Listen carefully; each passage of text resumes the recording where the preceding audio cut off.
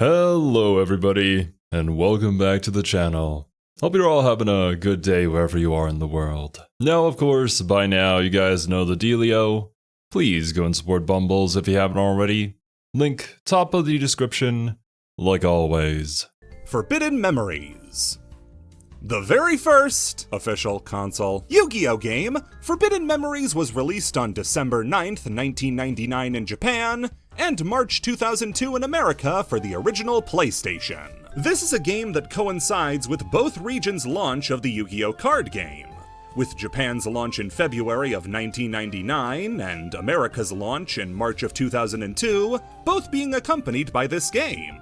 The game itself is an updated, by 2 cards, upgrade of Dark Duel Stories 2 for the Game Boy, I see. featuring a few of the same mechanics and characters made more extravagant for the PlayStation. Maybe it's just me, but the rotating around the board constantly is kind of making me a little dizzy, not gonna lie. I don't usually get dizzy playing 3D games. That's what's gotta do with it for me. The story of the game follows you as the Prince Atem, as you get usurped by the villain Haitian and trapped in your Millennium Puzzle, waking up years later in the care of Yugi, as now you have to get stronger so you can return to your own time and take back your kingdom. The game plays like Yu-Gi-Oh! In how Dark Duel Stories 2 kinda plays like Yu-Gi-Oh! It has all the monsters, but it has a variety of weird mechanics that even those who have played the game for years struggle to fully understand. For instance, Such as? fusion doesn't require polymerization and can be done with a variety of different monsters. Oh. Like your entire hand if you choose. Monsters can be fused with other monsters and spell cards in a way that kind of has an internal logic to it, like using Elegant Egotist on a sword card to make the ritual Garma Sword Oath, or fusing Labyrinth Wall and Zone Eater to make Dungeon Worm. But then you have every other fusion in the game. Darkfire Dragon and Tiger Axe, I dare you to guess what they make. It doesn't get much easier when you get the monster on the field, as now you need to determine its star sign. Oh, what now? What is going on? Why did we come up with all these different systems that aren't in Yu-Gi-Oh? Did we just decide that we were gonna try out our own thing? But why? If you guys have been here on the channel for a while, you guys probably know, like, I do support innovation when it comes to video games, but I will always talk about how there's always going to be certain downsides potentially to that innovation. Like splitting the fan base, or I guess being too weird for even the fans of that series or whatever to even get into it. Now, I don't know how well this game sold, or, well, considering there may not have even been any sort of guide to like how these fusions worked. Well, it is an old game, so maybe there was like a guide that came with the game itself too. That could maybe make things easier and make it make more sense. But yeah, it's not really Yu-Gi-Oh, is it? You can align your monster with a different star based on the lunar bodies of our solar system, with each one having a strength and weakness that gives you an advantage, or disadvantage, over an opponent when in battle. This, along with the fusions, are some of the many things this game is infamous for, another being its crushing difficulty.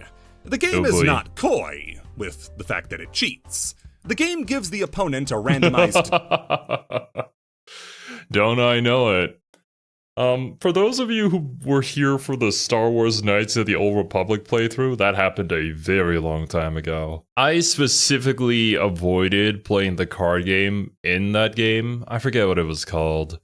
But yeah, I feel like especially in older games, when you're playing against an AI opponent in a card game, it will just cheat and come out with cards or draw perfect cards to beat yours. I don't know what the system is or how it's programmed.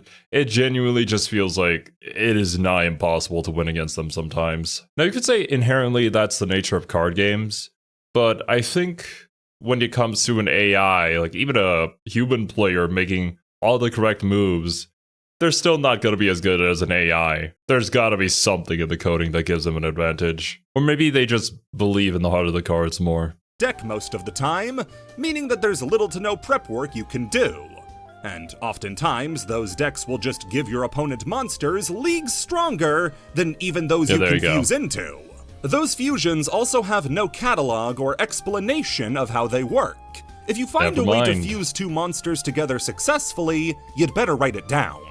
Its grind is also excruciating, forcing you to play hundreds of games to afford single cards thanks to giving a max 5-star chips per game, with some cards costing in the thousands.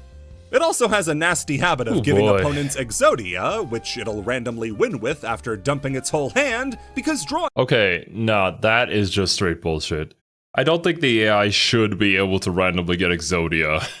That is just not good game design. I think where it could be acceptable is, I don't know if any of you guys have seen the Yu-Gi-Oh mod for Dragon Ball FighterZ. I believe in that one, you can actually draw Exodia and just straight up win the round.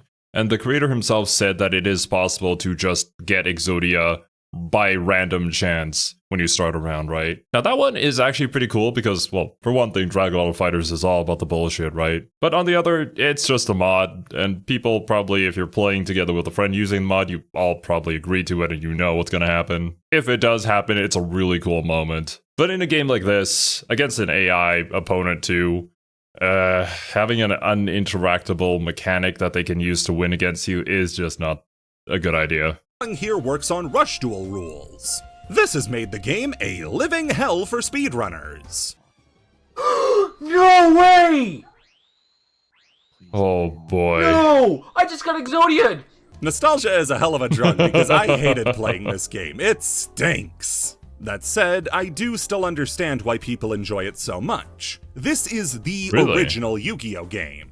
Whichever one you grew up with, this one predates them all. Sense of nostalgia. So, I don't not understand why some people are willing to put up with the jank. Also, playing nothing like Yu-Gi-Oh! Kinda works to its advantage. There is absolutely nothing else quite like Forbidden Memories. For better or for worse, but for some people, that's all they need. That is a good point to bring up, that, like, as I said, sometimes innovation can split a fan base, but, I suppose in this instance, it makes it a unique experience that you can't really get anywhere else, and if that is an experience that you enjoy, then, yeah, it's perfect for you. I personally can't see the appeal, but I'm not gonna yuck anyone else's yums. If you want to play it, you can pick it up in the Yu-Gi-Oh! Early Days collection. Trust me, it's in there. You can trust me. I'm a nice guy. I'm a good guy. You can trust me on this. Idiot. Duelist of the Roses. Gonna say it. Released on September 6th, 2001 in Japan, just made it, and February Like 16th, 2003 in America, Duelist of the Roses might not seem it, but this is actually the sequel to Forbidden Memories.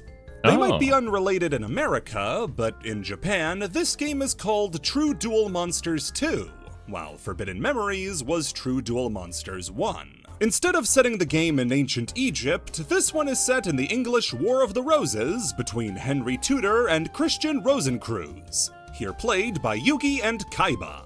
In the first scene you meet him in, Henry insists that his true name is boring and a pain to say, so instead call him Yugi. How the hell do you get a nickname like that? While the game doesn't have the star sign system of the previous one, it makes up for it with a brand new game-wide weirdness. It's kinda weird chess. The game is played on a 7x7 grid you can play monsters onto with— Wait, wasn't there, like, spin-off thing that they had in one of the Yu-Gi-Oh episodes, for like 3 episodes? We had that in a previous section during one of the Iceberg videos. I forget exactly what it was called, but kind of reminiscent of that. Maybe this is also yet again its own thing. different effects depending on what type they are, what space they're occupying, and who they fight. The game is absolutely bursting with strategic and mechanical depth that, in classic Yu-Gi-Oh game fashion, it doesn't explain. But when has that ever gotten in the way? Oh right, the last one. Yeah, I'll be frank, or Yugi, and say I don't really like Duelist of the Roses. I get why people do. It's incredibly weird and different to the point that it's really its own thing rather than just being a Yu-Gi-Oh thing, but it's just too weird for me. It's the type of weird you only really appreciate if you grew up with the game and had no other options. Of course, this is probably because I tried Kaiba's campaign first, because why would I not? Got stomped, and then found people saying, "Never play Kaiba's campaign first, oh dear God!" online. But Still, it's not the sort of game that just clicks with me. That doesn't mean it didn't click for a lot of other people, though. This game has one of the biggest fan bases of any Yu-Gi-Oh game, with plenty of people not even interested in the card game praising it to no end as a really in-depth strategy game. Okay. I was gonna say, I see that appeal to it, where the different cards and the different terrain having certain effects on them, and obviously, as a fan of Fire Emblem and XCOM, that kinda speaks to me. Of course, I'm not a fan of all of these kinds of games. There are things like Fire Emblem Engage, which just really did not click with me, even though the gameplay was super solid. But I guess you could just say that if I were to pick a older Yu-Gi-Oh title to play, if I had to pick between this one and the previous one that we looked at, I would more than likely pick this one instead to try out. A computer that only kind of cheats. Given that it's a sequel, and despite how different the gameplay looks, a lot of what I have to say about Forbidden Memories goes for Duelist of the Roses. It's a brand of uniqueness that is not replicated by many other games. If you want to try it out, I entirely endorse it. It's a great time if you're willing to put in the effort to understand how it works. If you want to try it for yourself, you can pick up the Yu-Gi-Oh! Early Days collection. Honest, cross my heart and hope to die. If you look up anything about it beforehand, I'll be offended. Just buy it! People seriously thought they were going to include Forbidden Memories and Duelist of the Roses in this collection after showing only Game Boy games.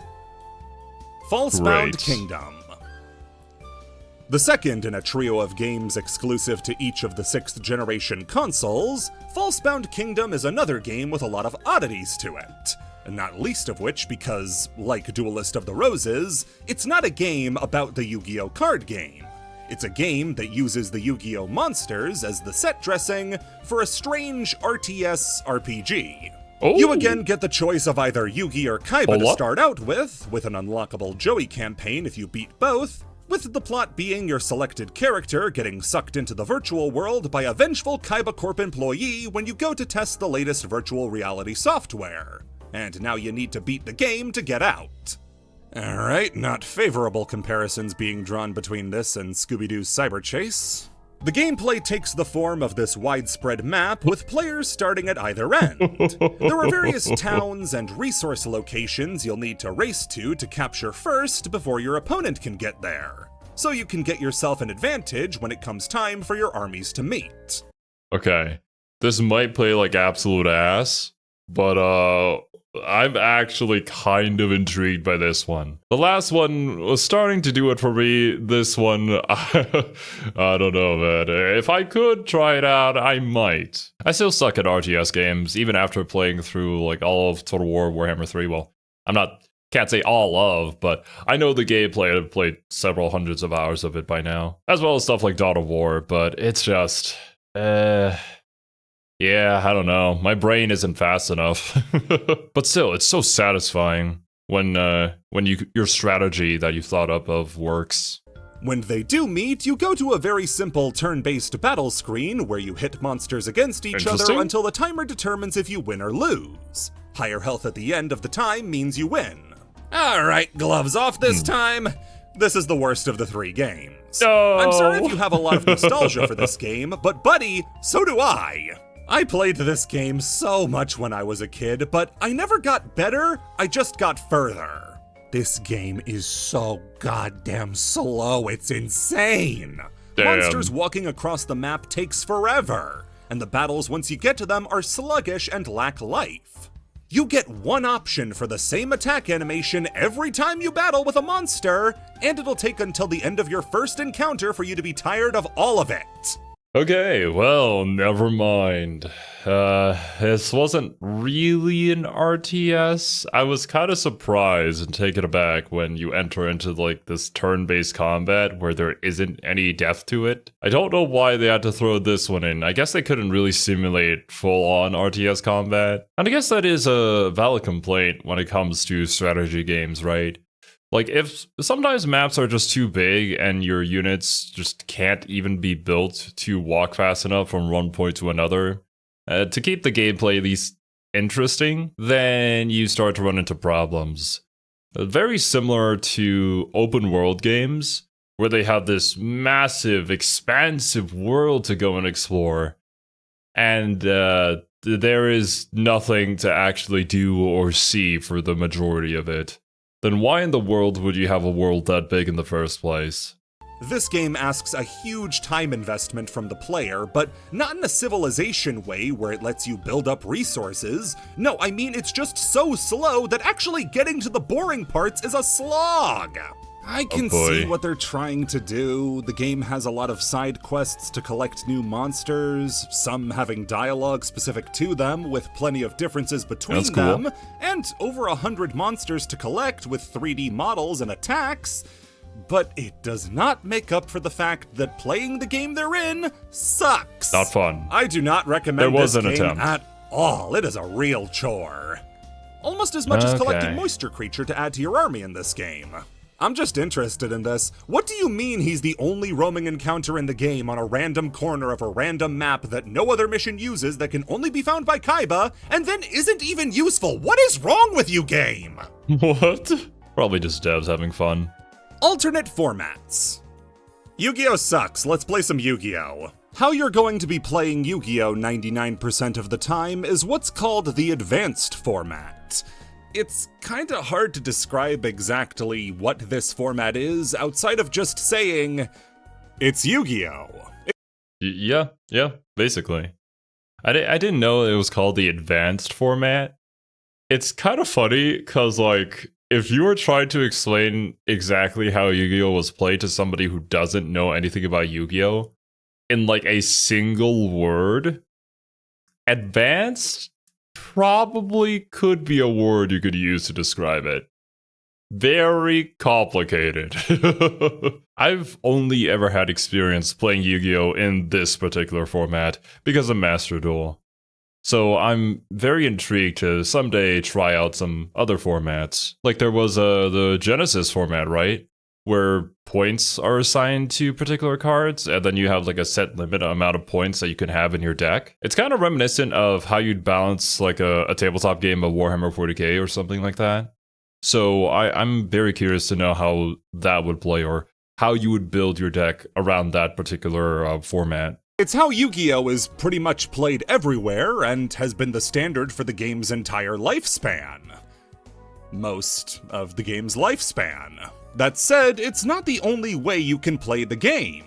As if you want to play something else with your Yu-Gi-Oh! Cards, you can always try out alternate formats. I like them too, they were fun. These are Yu-Gi-Oh! Played under different rules that put unique modifiers on how the game is allowed to be played, changing the rules of the game, the card pool, and deck construction rules. While there are fan-made alternate formats, for this topic we'll be focusing solely on the Konami-sanctioned ones, and when it comes to Konami-sanctioned alt formats, you have the rest, and then you have Time Wizard. Formally established in 2022, Time Wizard is a format that allows players to travel back to previous formats in the game's history, and play as though it were that era.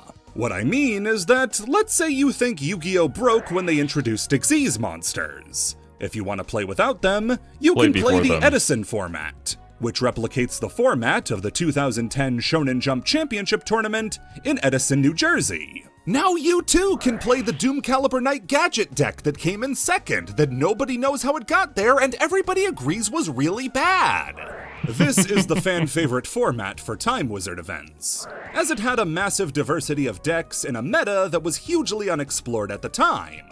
I guess this is probably the closest thing that Yu-Gi-Oh! Gets to having a rotation. And in some ways, if you're playing against a friend who's maybe new to Yu-Gi-Oh! And you're introducing them to the format, you would probably pick two decks that are of a similar power level, or more than likely come from a similar era of Yu-Gi-Oh! With each other. So I can imagine these formats maybe being a bit more balanced, dare I say? Actually, you know what? I take that back. I don't know if there was ever a point in Yu-Gi-Oh!'s history where it was balanced. But more than likely, there was certain eras where there was like a diverse set of cards or archetypes that could be played at a high level and competed on a similar level to each other. Bringing the game back to a time where it was at a beautiful balancing point between slow control and fast combo.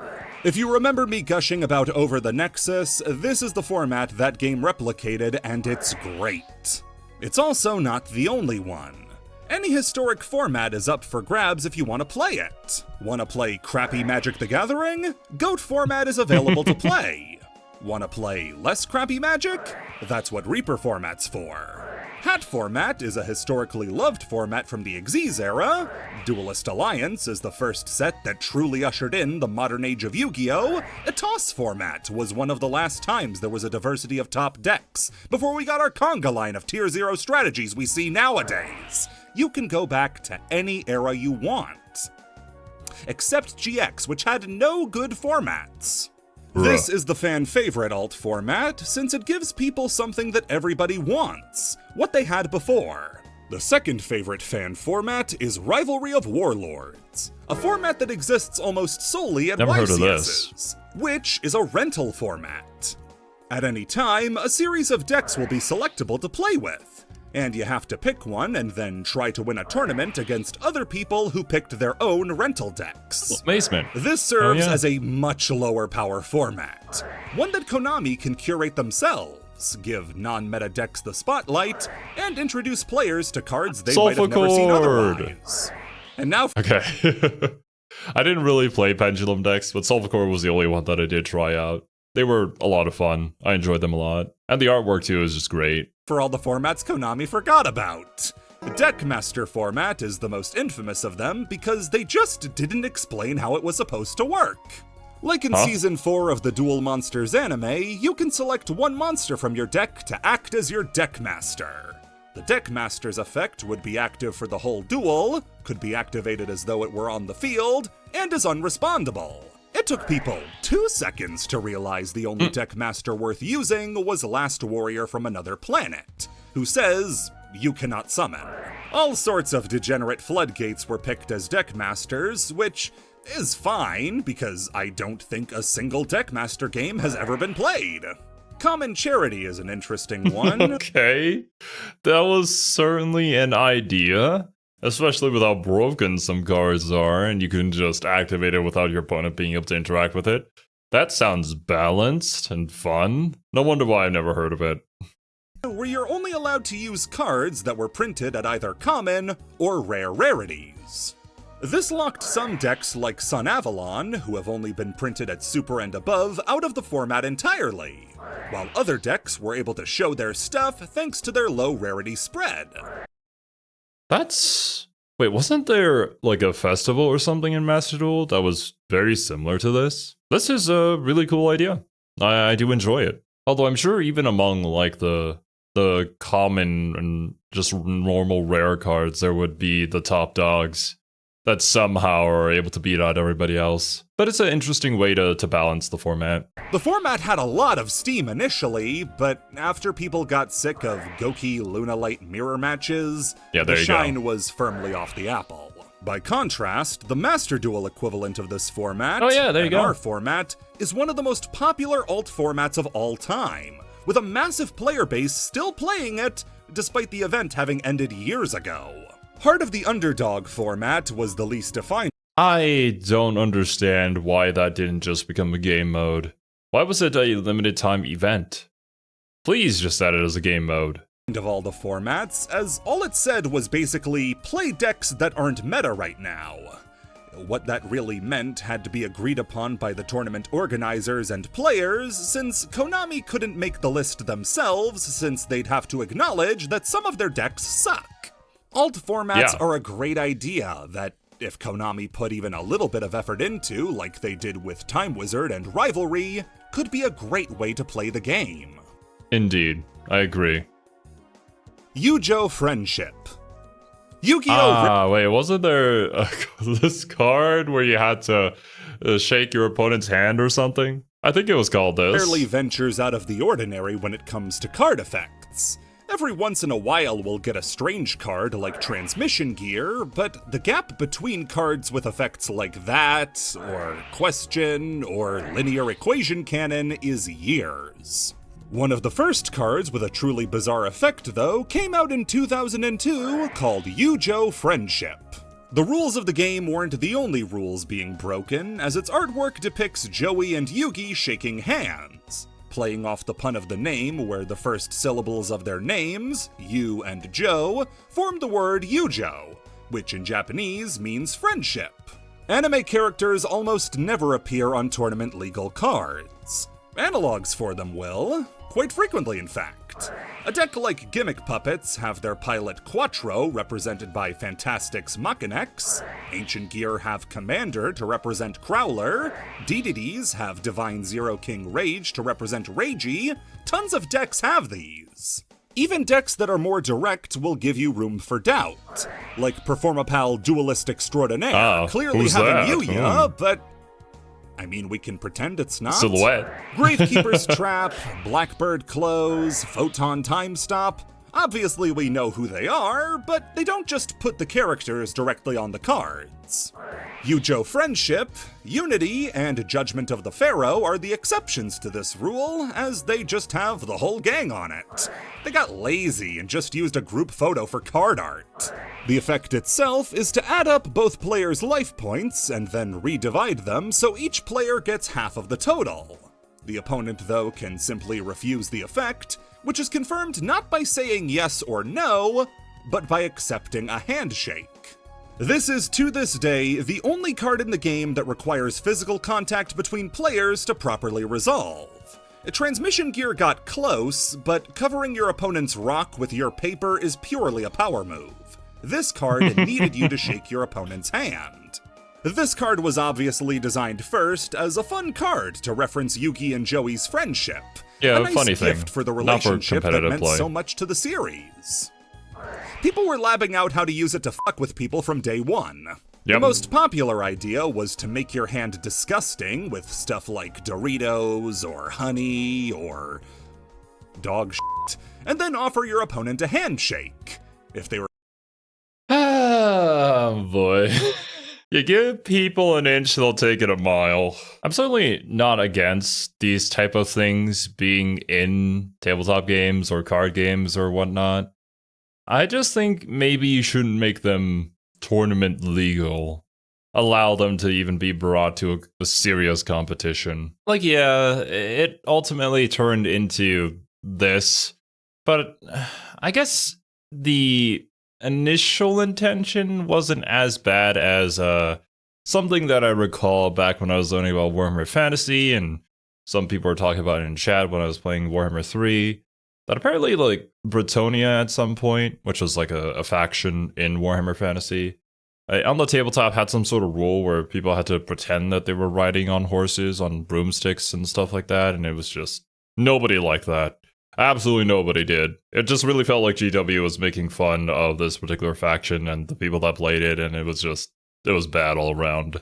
At least it's not to that degree. This is just us, the people playing the game, kind of taking it a lot further than what the card design was intended for. refuse to engage, they get an automatic game loss for not playing by the rules. Can't they just say no? Well, no in fact.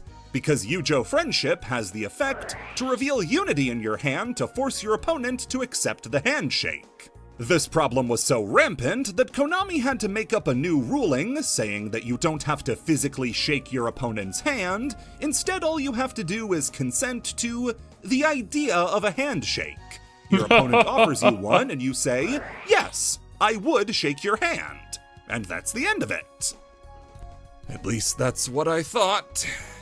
Are you guys familiar with the case of Devil Joe eating his own tail?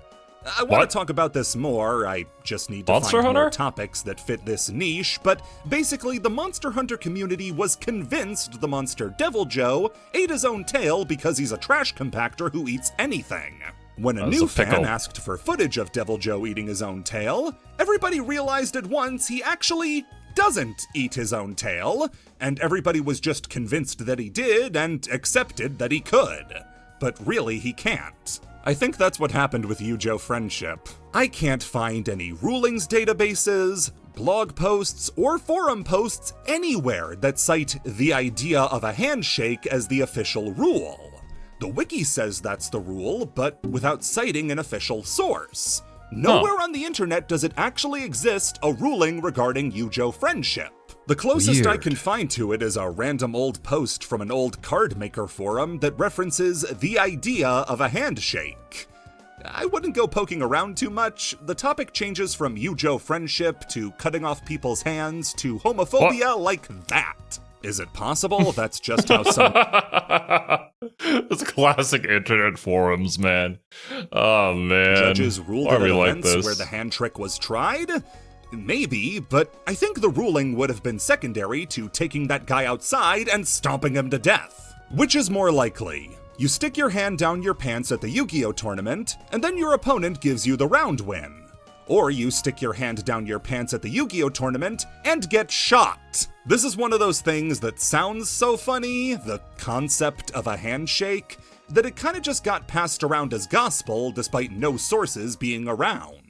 It was eventually made a rule in remote duels and in following tournaments that followed COVID guidelines, but I was making this joke to my non-Yu-Gi-Oh friends back in high school. This joke's been around for a long time.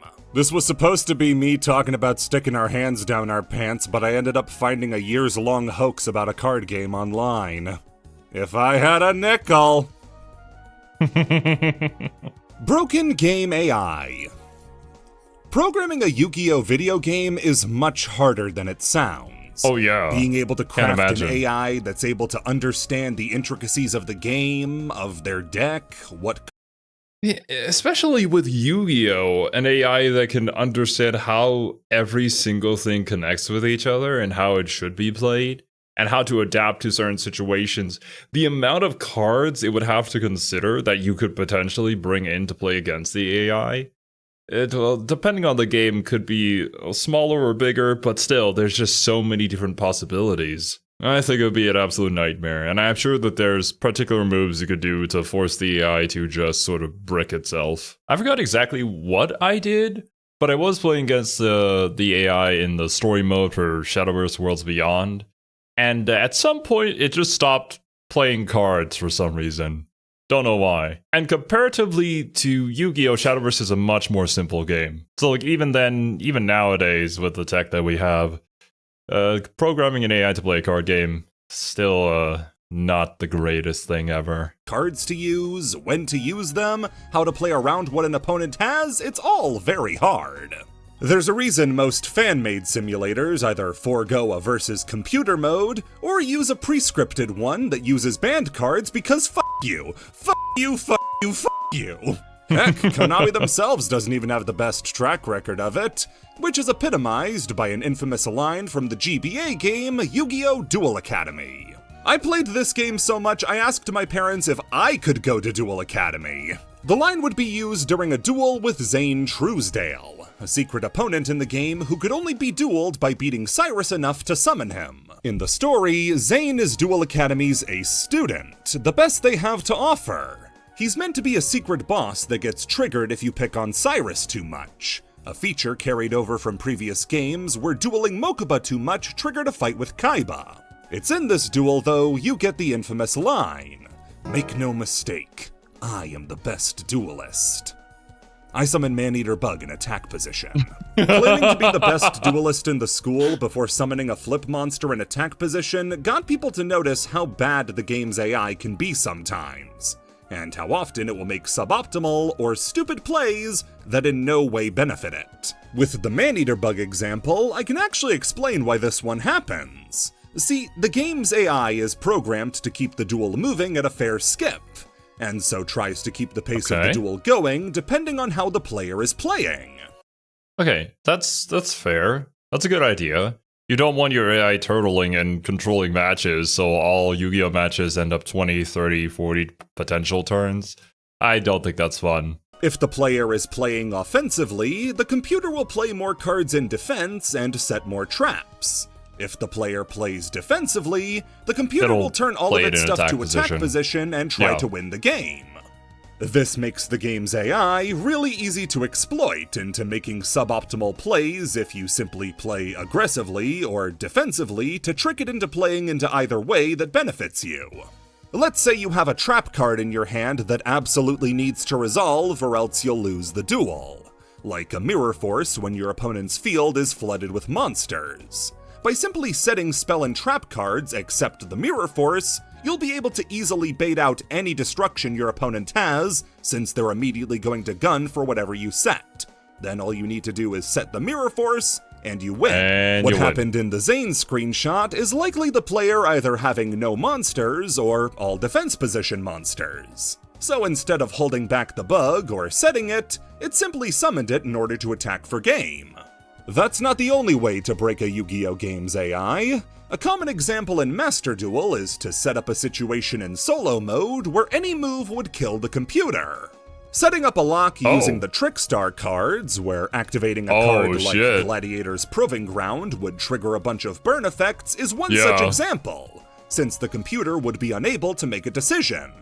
Well, it can't do it, man. It knows that it's gonna lose, so it's just... Oh no. Yeah. Breaking video game AIs. We've been doing it for a very long time, haven't we? Also, a bit of a confession time, but I did indeed play Trickstar at one point, and I do feel very bad for my opponent after having them play Max C, and then I kind of burned them as an FTK. They had to sit through a lot of special summoning, that's for sure. But I mean, the idea in and of itself was so enticing, I couldn't not try it. But yeah, thinking back on it, I still feel kind of bad for them having to sit through all that. But actually, you know what, that might not have been my worst offense. I did play Flower Guardians at one point, and those might have been worse. It's like chess, where the computer won't make a decision that would lead to its defeat. Except here, it only realized it made the choice after it was too late to take it back. There are plenty of stories of people finding the AI to be less than competent, with acts like using torrential tribute on itself, or using gold sarcophagus to search an additional gold sarcophagus. As long as these games keep letting you play against computers, we'll find ways to break them. Sometimes that means metaphorically, but other times it can mean spiritually.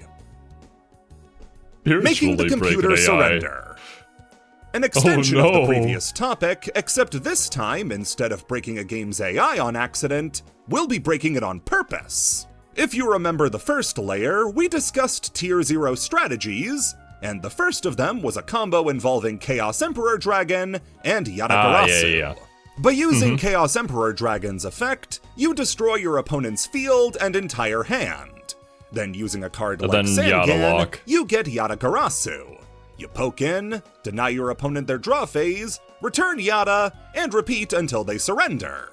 Well, seeing as various games allow for the usage of banned cards, like the Tag Force series, World Championship series, and Legacy of the Duelist, they included a mechanic to stop duels from going on so long as the opponent is poked over and over again with Yatagarasu. If the computer is put into an infinite loop situation like this, where it has no option left except get poked repeatedly by Yatagarasu, the game will actually surrender on purpose rather than let the game continue. This also gives the player a hefty bonus when doling out duel points for being able to pull off such a difficult feat. Whether you want to call it an Easter egg or a workaround for people who wanted to torture a computer, it's a really cool inclusion to see Konami acknowledge the strength of the combo and then reward you for pulling it off.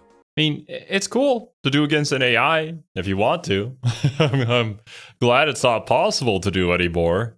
I hope. Pretty sure. But like, with the previous entries that we looked at and how people have, done things online and treated AI in a particular way, it's really no wonder that when Ultron came to life in Rise of Ultron, he took a look at the internet for like a couple of minutes and decided that humanity needed to become extinct. Like, yeah, I get it. I understand. Actually, I think the movie was called Age of Ultron.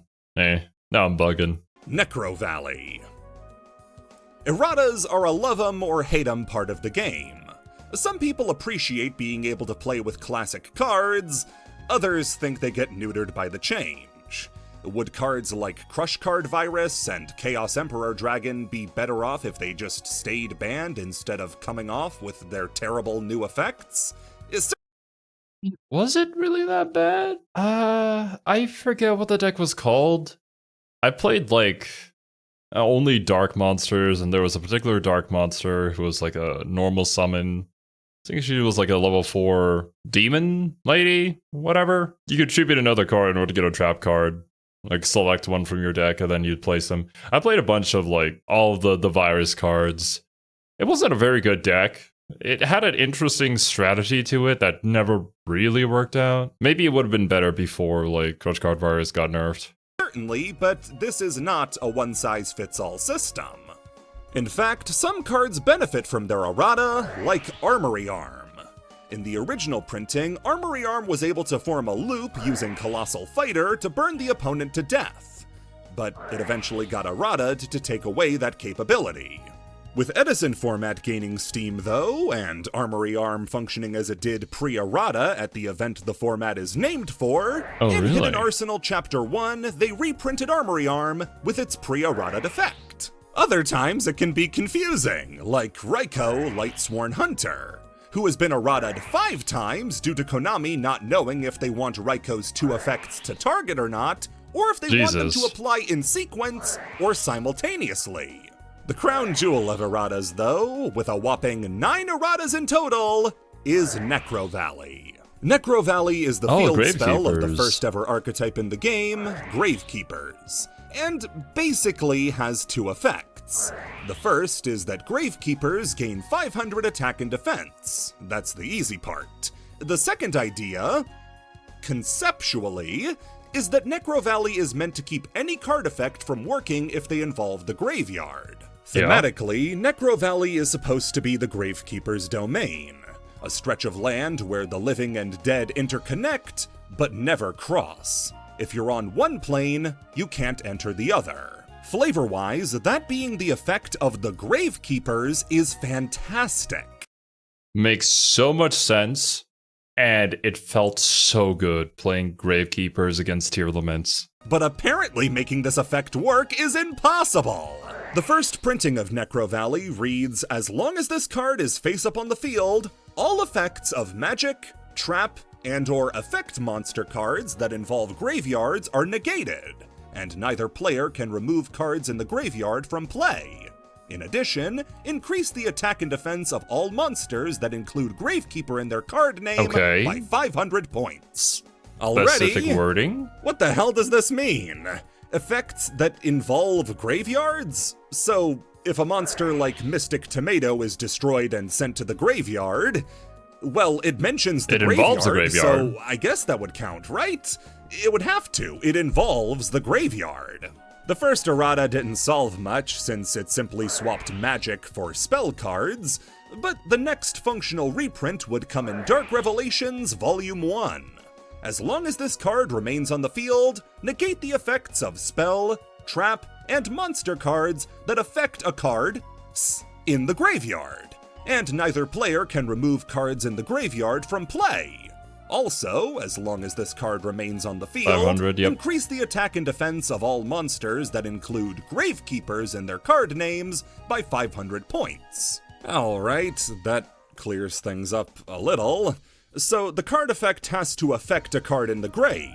Stuff like Monster Reborn or Call of the Haunted won't work. The Champion Pack 3 reprint of the card cleared things up further by removing bloated text like, as long as this card remains face up on the field. The Turbo Pack 2 reprint of the card changed the effect again to only negate cards that targeted cards in the graveyard. Targeting? Targeting? Who the hell was talking about targeting? Oh Structure Deck Merrick's version of the card reverted the text somewhat, so now the graveyards can't be affected by card effects unless the card is already in the graveyard. So a card like Madolche Butlerusk, who shuffles himself back into the deck when destroyed, won't be affected by Necro Valley, since the effect moving it is happening in the graveyard. Is its own?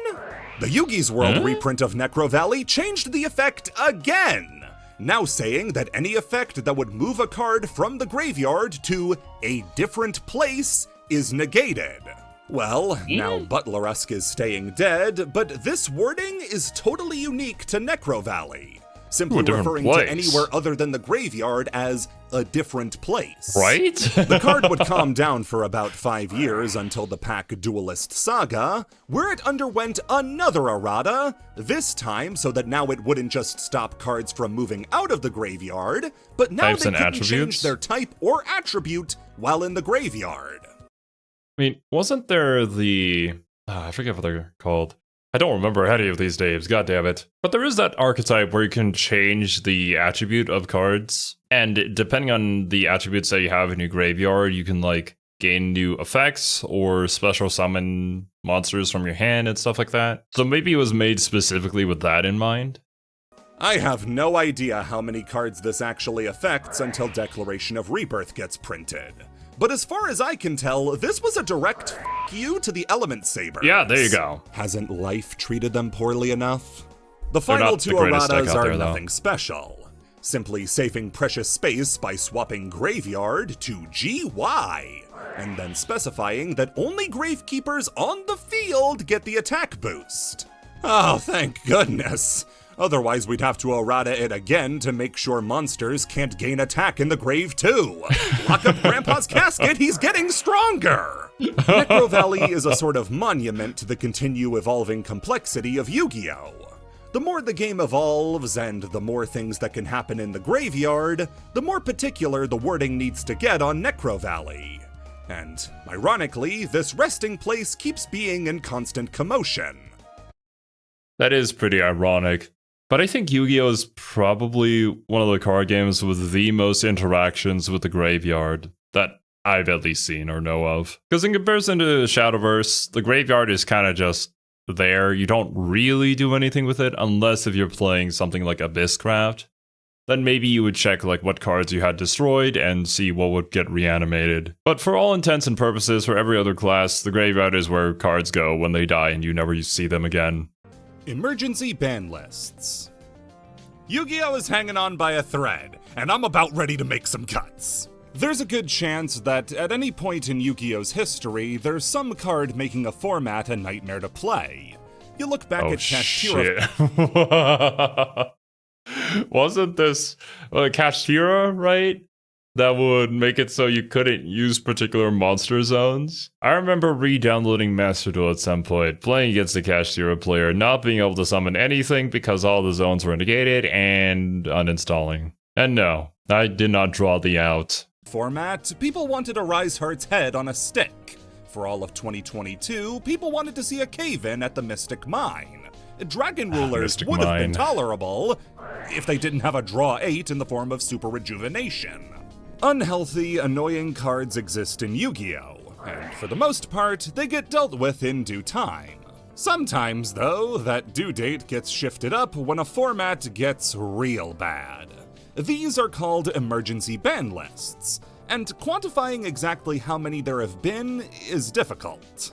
What makes a ban list an emergency ban list varies depending on who you ask. Some people define it as a meta-warping list that hits as many cards as possible, which would include stuff like the September 2017 list that finally killed Zodiac and tried slowing True Draco down, the January 2019 list that finally put down problem cards like Topologic Gumblar Dragon, Never heard of this Fairytale one. Snow, and Grinder Oh, Golem, Snow. or the January 2020 list, which said, "F you, you're not playing Toss anymore," and in Demion, Oh. "F you in particular, you little bitch." These are definitely the type of ban list least often referred to as an emergency one, but you're still likely to see people refer to them as one due to their explosive effects on the game. The much more common type of lists, called emergency ban lists, are the ones announced outside of the usual ban list cycle. You can expect a certain amount of time between lists, and when that Well, didn't they have the new policy? Bumbles talked about this in a previous video, that they changed it so that there wasn't a set time for ban lists anymore. They were just going to announce it whenever they wanted to. So now what qualifies as an emergency ban list? Unless if I'm misunderstanding that, but I don't know. Can we use that term anymore? trend is broken, people notice and take it to mean something real bad is going down. Funny enough, that September 2017 ban list is Again, considered an emergency ban list by these standards, thanks to it coming out between the June 2017 and November 2017 ban lists. That means there was only a 2-month break between the September and November ban lists. Given what was banned, I can see why it was needed.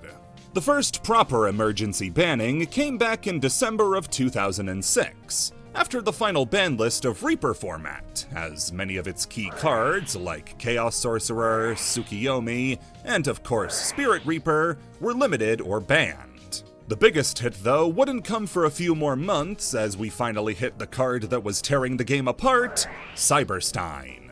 Originally a prize card, available in a quantity so low you could count all printed copies, given you could count to 18, Cyberstein has the effect to summon out a fusion monster for free at the cost of 5,000 life points. While it was initially no issue due to its scarcity and lack of powerful options, both of those problems would soon be resolved with the release of the Cyber Dragon fusions in Cybernetic Revolution. Cyber Twin Dragon allowed for double attacking to clear out multiple monsters, while Cyber End Dragon allowed for piercing damage, which in combination with a card like Megamorph, which required your life points to be lower than your opponent's, which they would be if you activated Cyberstein, that meant that running these 3 cards could end the game in 1 activation. He does so much for these bums and he still can't be considered a cyber monster? It became the norm for any deck that had the option to play Cyberstein playing it. Because its power level was just insane. It's not like you were hurting for extra deck space either. The extra deck still didn't have a cap on it, and what else were you putting in it? The second problem, Cyberstein's availability. Wait, interesting. So back then, there wasn't a limit to how many cards you could have in the extra deck? Am I understanding this correctly? That is insane. Wouldn't you just take the entire toolbox with you? I guess even nowadays, like most decks probably don't hurt for space in the extra deck. I believe maximum you can have 15, right? I recall building a ton of decks, even the meta decks, and you would just throw some things in because you had space and they were generically useful.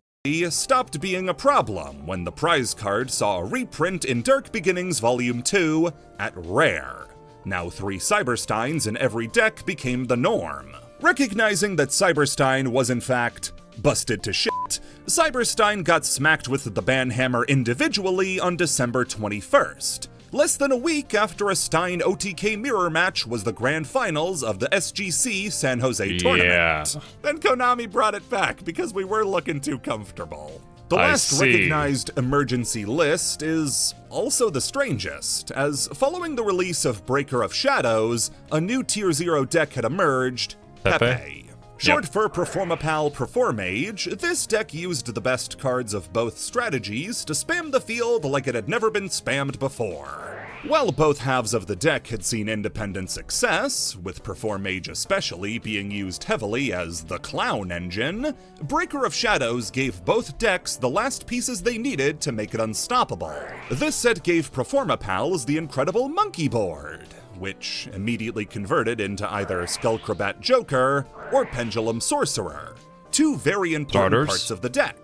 While not first appearing in Breaker of Shadows, Performages had access to Plushfire, a card that spammed monsters from deck upon destruction with no once per turn. Draco Face-Off was a generic pendulum tool that immediately got you access to the powerful Draco Slayer monsters, Luster Pendulum in particular. Arguably the biggest part of Breaker of Shadows was the inclusion of a Cyber Dragon card, Cyber Dragon Infinity.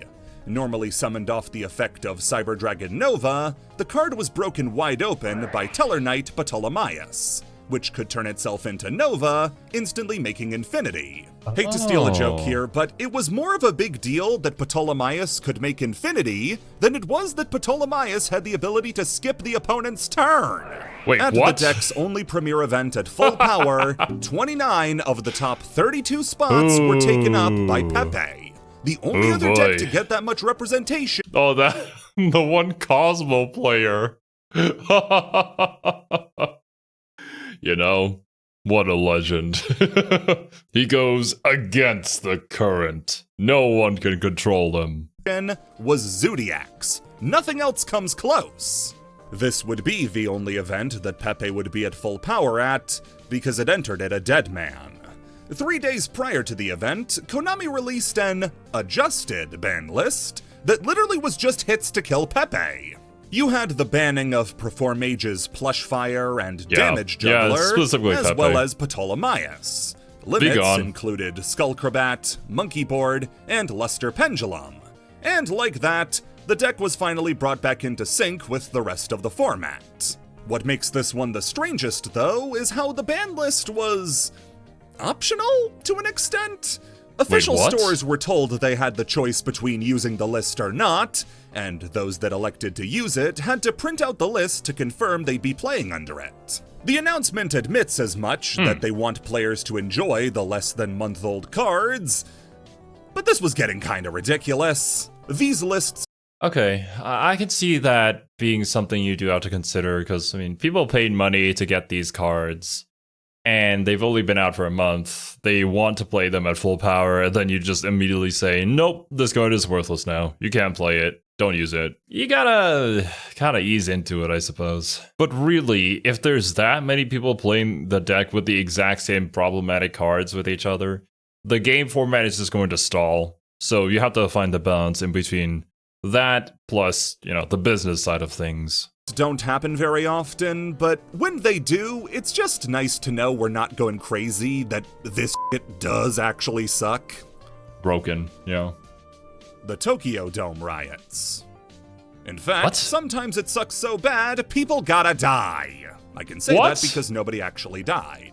Yu-Gi-Oh! Was a product for Konami that, in the early days, still had something to prove. The card game was broadly treated as a side project to what was making Konami the most money at the time, video games. Video games were treated on equal footing to the card game, similarly to how it is now with Master Duel, and at the first ever tournament for Yu-Gi-Oh!, the two shared a similar level of prominence.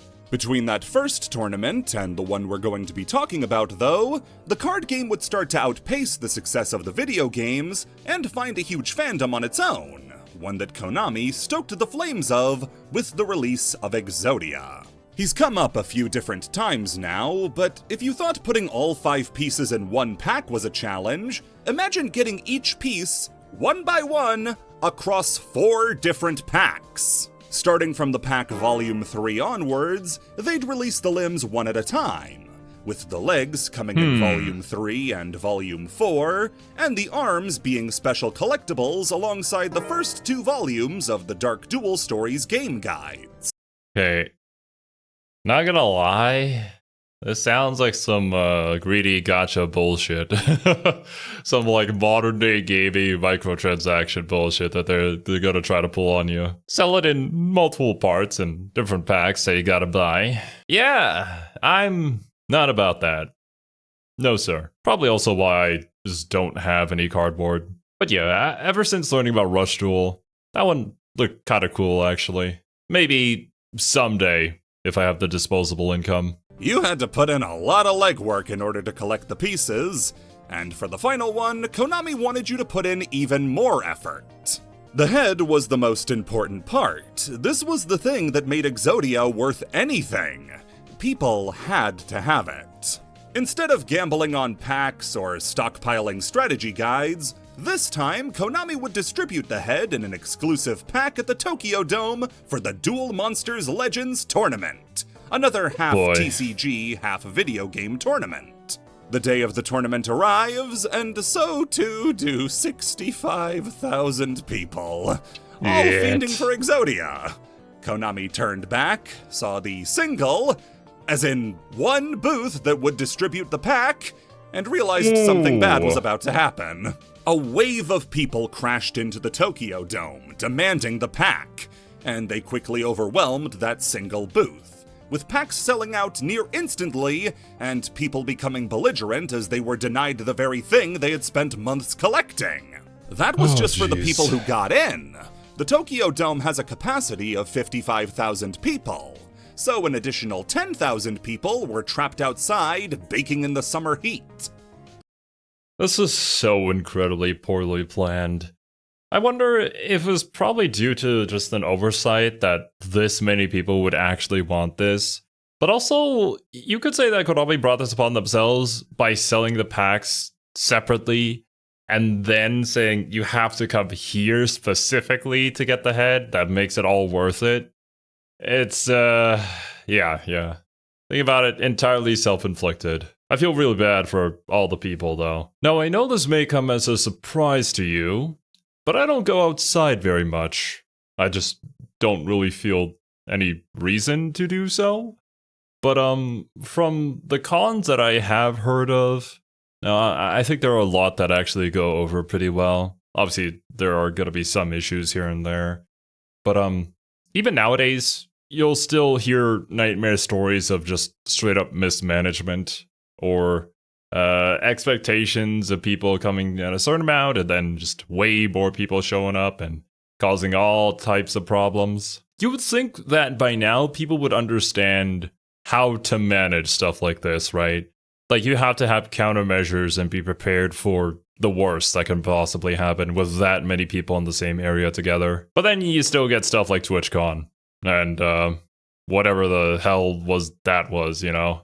Like, just don't go at this point. There's really no point in going to stuff like that. The crowds became so raucous that Konami canned the tournament at the semi-final round and got out of Dodge, quickly announcing a mail-in alternative for the Exodia piece they had missed out on. In all, 2 people were hospitalized with injuries from the event, and many more sustained injury thanks to Konami's mismanagement. While the mail-in orders were redeemed, Konami played it doubly safe and released the pack Phantom God, which included all 5 Exodia pieces in one place.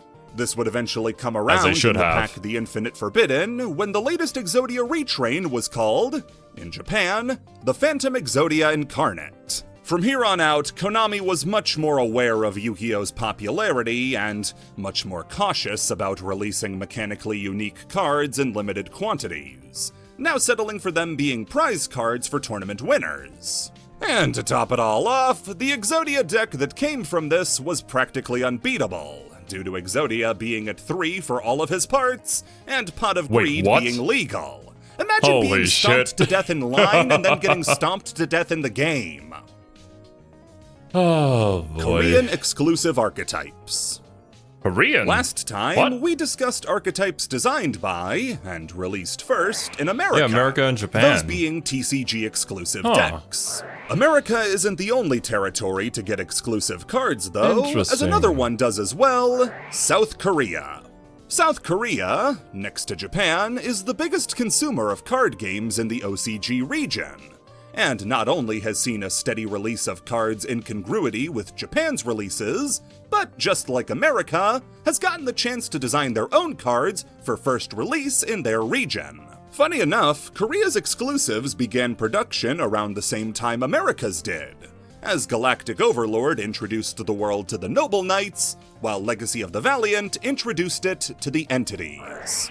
A series of monsters based around the work of H.P. Lovecraft. Wait, what?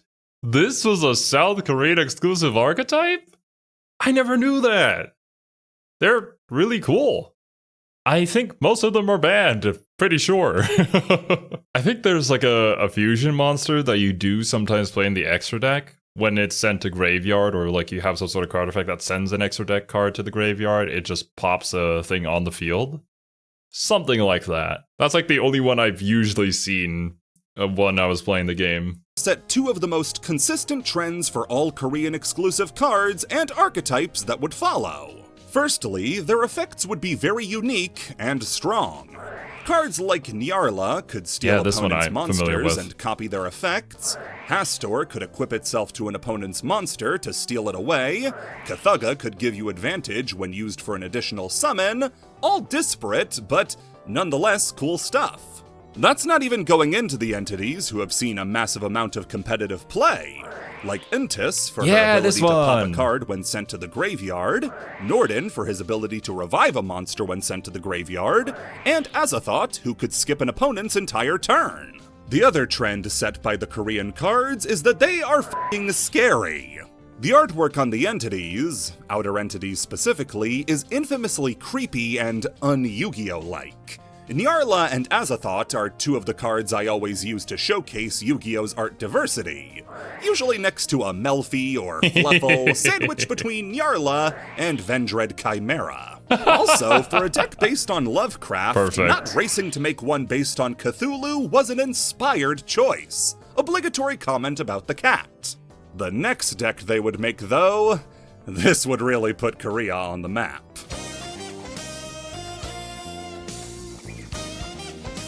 Oh, they made this. Okay. Oh, buddy, you have come to the wrong guy to talk about these bad Cool. boys. Paleo is my favorite deck in the game. A series of level 2 water aqua monsters who aren't monsters, but traps. Based on ancient sea life found in the Burgess Shale, these guys start out as strong utility traps that, while in the grave, can be revived as monsters when another trap is activated, immune to all monster effects. These make them incredible at spamming the field and making powerful rank 2s, like Totally Awesome, Gigantic Sprite, and their in-house Xyz, Anomalocaris and Opabinia. I was gonna say, I didn't play Paleozoic myself, but I did use a few of these cards in my Sprite deck. Being level 2 was just very useful to have. But I mean, we've only been introduced to 2 different archetypes that were exclusive to Korea so far, so... And they've all kind of been bangers, at least thematic-wise. I wonder if they've made more since then. Probably. So now I'm just kind of excited sitting here waiting to see something I might recognize, or something that I don't that is just really cool. Because so far the 2 that they've shown have kind of just hit it out of the park for me. These have been fan favorites for the going on decade they've been in the game, and ever since last year have been one of my favorite parts of that game. I was going through a really rough patch of playing Yu-Gi-Oh! And had pretty much no decks I could play that could hang with the meta. So I dusted everything I had in Master Duel, crafted Joshua Schmidt Paleos with Laundry Dragon, Soldier Dragons, and eventually Magicaloidal Soul, and named it Bet the Farm, because I was putting everything on this deck. Without Paleos, I probably wouldn't have the motivation to make this Iceberg. So, thank you, Korea. Thank you very much for this. Since Paleo's release 10 years ago in The Dark Illusion, there hasn't been another Korean-made archetype. Even then, the individual cards they've made have seen plenty of play on their own. Fiendish Rhino Warrior has seen play in Fiend decks since the moment it dropped stateside. Mermare's token spawning ability made it a must-play in any deck that could summon it. And Plankton looks fucking weird. Never seen Plankton before, not gonna lie. The 2 other cards, though, I have seen in play. Cool. It is really unfortunate, though, that there isn't a new one. Man, those are some really cool ideas. And the fact that the archetype got released like 10 years ago is still kind of competitive enough to even see play in Master Duel. Yeah, maybe that's a testament to the card design. Okay, what is this one about, though? I did play Furhire before, but... Effect text. One of Yu-Gi-Oh's strangest moments. So, deck build packs are a style of pack that gets released pretty frequently. And what it is the chance to release 3 archetypes at the same time that are supposed to be playable right out of the pack. You don't have to scour across multiple packs to collect a bunch of support. That's a good idea. You just have to open one and you'll eventually get what you need. One of these packs was called Dark Saviors, and it supported 3 decks. First was a remake of the Vampire archetype, bringing the deck up to speed with modern support, replacing the old Bleed playstyle that would mill cards from the opponent's deck a la Vampire Lord, with a new Mind Control playstyle that could modulate levels depending on who owned the card originally. The second was a hugely successful archetype, Sky Strikers. Still see it till today. This was a deck of 1 monster that could tag out into various alternate forms depending on what you needed, and it flourished when it had multiple spell cards in the graveyard. The final one is... let's just call them by their Japanese name for now, Skyfang Brigade. Skyfang is one of the most boring, uninteresting decks in the entire game. Damn. All it does is summon out monsters, and then does stuff if a monster is summoned. This deck has 0 sauce, 0 memorable anything about it. The one cool thing is that you can trade in their field spell for a board wipe, because you crash their car into the opponent. This That deck is pretty cool. so dull. Snork, me. Seeing that this deck would be forgotten about by the time players opened their first Sky Striker card, Konami of America decided to get funky. Skyfang Brigade's name was localized to Fur Hire. The deck's themed after these Sky Pirate-themed animals, so while it doesn't represent what they were going for with Skyfang Brigade, it does get across the idea that these mercenary services are for hire. Yeah. This also led to a bunch of naming puns, like every card being blank, something for hire. Beat, Bladesmith, for hire. Dinah, Hero, for hire. Philo, Messenger, for hire. Even extending to one of the longest card names in the game, Training for Hire, for all your training needs. Except they decided to take the joke even further and tread where very few archetypes ever did, the wording of effect text. See, most every archetype lists itself in the effect text as blank monsters. So if you're searching for a Blue Eyes, a card would say add one Blue Eyes monster from deck to hand. Yep. Same with heroes or Makes sense, it's a Salamangreats keyword. or whatever. For Hire, meanwhile, alters the text to put the archetype's name after the card type you're searching. So this leads to cards being written out as add one monster for hire from your deck to your hand. It's written out this way like the card is a wanted ad looking for monsters who are for hire. People hated this. It was seen as a needless, memey way to make jokes about cards in a way that isn't present in the original Japanese text. I understand the point, but I also think that if any deck needed to be tampered with to make it the slightest bit memorable, Skyfang Brigade was it. Why? Huh? Okay.